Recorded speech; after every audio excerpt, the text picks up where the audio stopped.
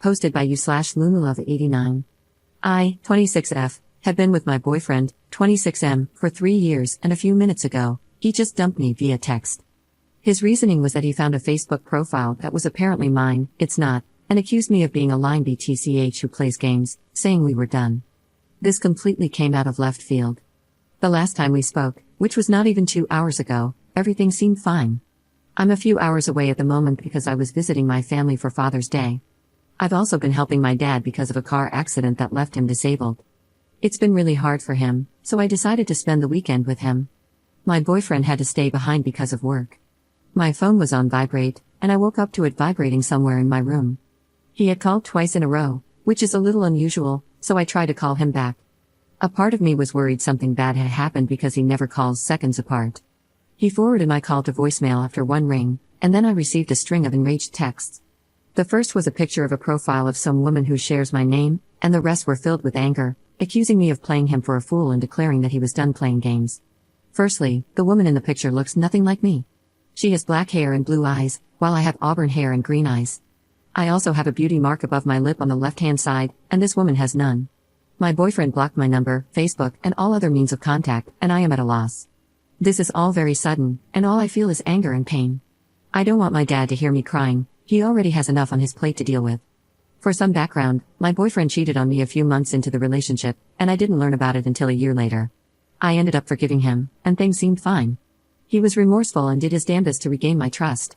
I can't help but wonder if he did this because he did something wrong and is looking for an excuse, or if he wanted to dump me so he could cheat without technically cheating.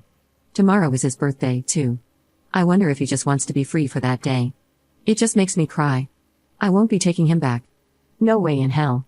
He's living in my house, and nothing is in his name, he can screw off. Right now, I'm kind of shattered because I invested so much time and emotion in this person. I forgave him when he cheated on me, and now he's pulling random Facebook profiles out of nowhere to use as an excuse to break up with me and accuse me of being the shady one. What can I do to help myself? I'm really at a loss right now. Update 1 day later. Thank you all for your encouraging words and wisdom, it's helped a lot. This morning, 6 other people, including my brothers and my uncle, went with me to my house. My ex was sitting in his computer room playing League of Legends, seemingly oblivious that I had come home and that anyone had entered the room. I promptly tapped him on the shoulder and asked him to turn off the game and pack his things. He shrugged my hand off and continued talking to his teammates through what I assume was Skype or TeamSpeak. My patience for his nonsense was long gone, so I bent down and unplugged the surge protector from the wall. My ex flung the headset I had bought him off his head, and it bounced off his monitor. He stood up, screaming that it was a ranked game and that I was ruining his stats, or whatever else he was ranting about. My brother stepped between us and told him he had 10 minutes to pack his things, and only his things, before we called the cops to have him removed. We all stepped out of the room and watched him unplug his computer and neatly stack his belongings. At one point, he tried to take my Ethernet cable, and I firmly stopped him and told him that's mine. A friend brought in a box, and we watched him go through the house collecting the few things he owned, all while texting furiously on his phone. It turns out he was posting some nasty comments on Facebook, but whatever, that's childish, and I'm letting it roll off my back. He tossed the box of clothes, sneakers, and DVD/console games into the back seat of his beat-up 1995 Honda and then made a dramatic process out of taking his computer to the car. He seemed more concerned about his League of Legends game and his computer than about me. He didn't make eye contact or speak to me. There was just an air of hostility I can't even explain. I can't comprehend how someone could suddenly hold such animosity towards someone they supposedly loved. I sat on the stairs watching him go back and forth while my friend Jess recorded the entire process on her phone, just in case. It was really hard. I felt anger bubbling beneath the indifferent exterior I was trying to maintain. Part of me wanted to throw an egg at the back of his smug head, but I knew it wasn't worth it. He wasn't worth it, neither my anger nor my energy. The whole ordeal took about 15 minutes, and we all watched from my lawn as he drove away. My uncle gave me a big hug before leaving, and the rest of us ate pizza and watched TV. As uneventful as it was, the whole experience was emotionally draining. It's easy to feel okay when people are around to keep my mind occupied, but when I'm alone, what he did keeps popping into my head, and I start to feel anxious. I tossed all my bedding and sprayed the couches and chairs with deodorizer in a, probably futile, attempt to get rid of any lingering negativity he might have left behind. I know it's irrational, lol.